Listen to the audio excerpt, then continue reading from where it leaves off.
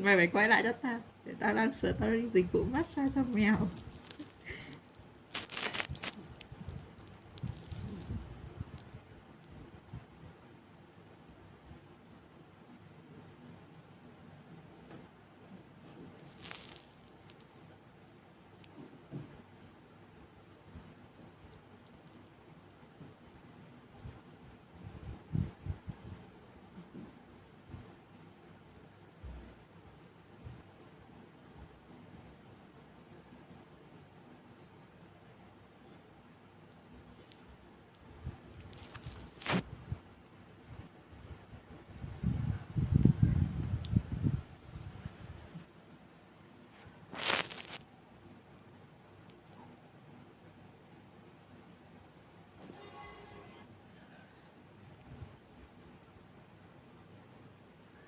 Kém xa.